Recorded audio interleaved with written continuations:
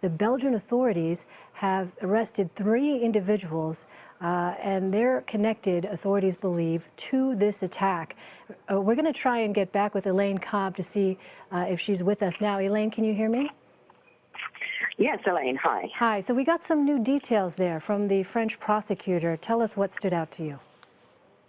Well, the prosecutor has raised the number of victims. He said 129 are now confirmed dead, more than 350 are injured, 99 of them in critical condition. He said that they discovered 2 bodies at the football stadium, and one definitely appeared to have been a suicide bomber. He also said it seemed clear from the spin of the attacks and the way they were carried out that there were 3 teams running a very coordinated operation. They're trying to identify who they may have been, and so the police have already formally identified one of the terrorists, who was a young man born in November 1985. He was known to the police, but only as a petty criminal. He'd been convicted 8 times, but he never served jail time. But 5 years ago, he did raise red flags for what the French call the S list, which is anyone with some suspected terror links. So he had been on this list. Now, that doesn't mean he was suspected of being actively involved, but it means he had raised a red flag so that if he had been traveling, for example, any customs officer looking at the passport could have checked and said, oh, wait a minute, we may want to talk to you a bit more. And Elaine, we also heard a little bit of the information regarding the 3 individuals who were arrested. What did he tell us about that? He said that they live in Belgium. Yes, the Belgian authorities got involved in this because the 2 vehicles used in the attacks in Paris, specifically at the Bataclan concert hall, were registered in Belgium. They had Belgian license plates.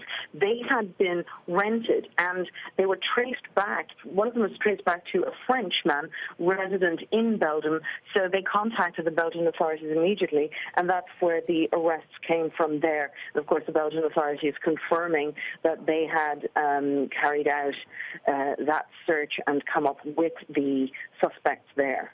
Elaine, we are just getting some new information into our CBSN newsroom. According to a U.S. law enforcement official, 1 American has died in these attacks. That's from our senior producer with our investigative unit, Len Tepper, who tells us a U.S. law enforcement official is now confirming 1 American has died in that attack. Elaine, I want to ask you about what he said, what the French prosecutor said regarding how heavily armed these terrorist groups were. What did he tell us about that?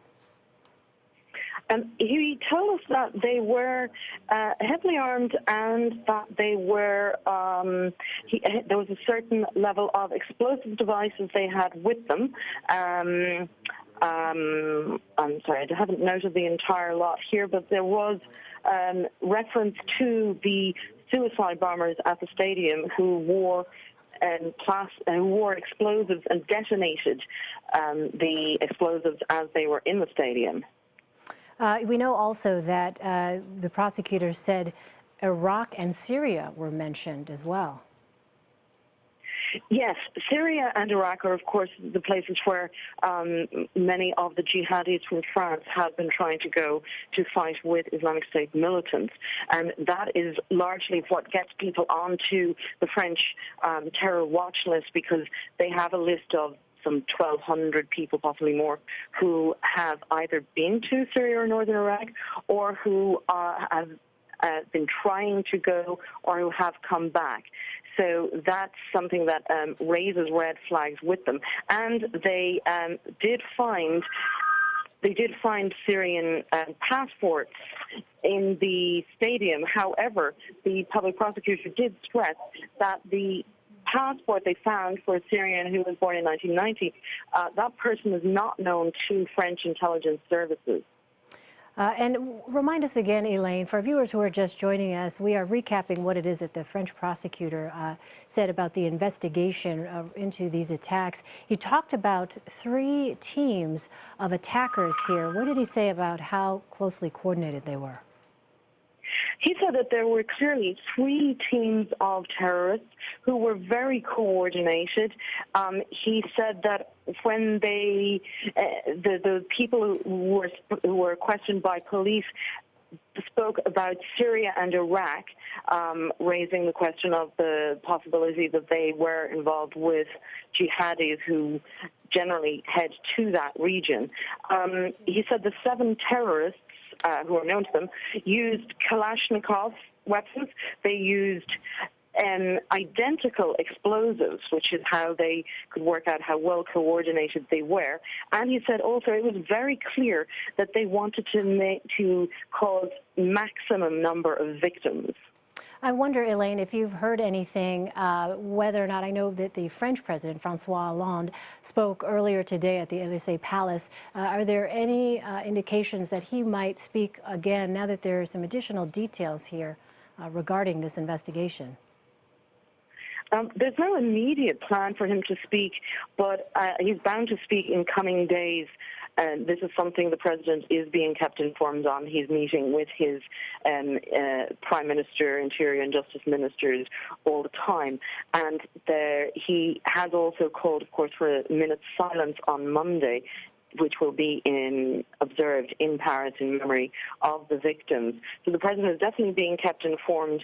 At the moment, we don't know of any immediate plans of his to talk again to the French public, but it is highly likely that he will do so in coming days, given the nature of the attacks and given the nature of the fear around the country now. Yeah, I want to make sure, too, because he said something that I think is really interesting this morning, talked about these attacks being prepared, organized, and planned from abroad with complicity from the inside.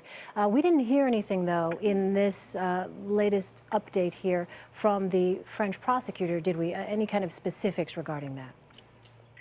No, the prosecutor didn't go into any specifics on that, but it's quite possible that the president is revealing lines of inquiry or things he knows that the public prosecutor isn't yet ready to say.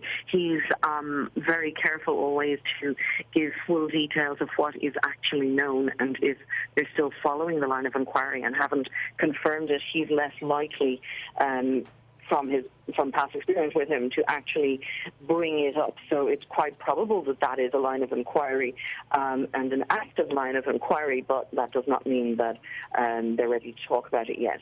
All right. Elaine Cobbe reporting from Paris for us tonight. Elaine, thank you so much.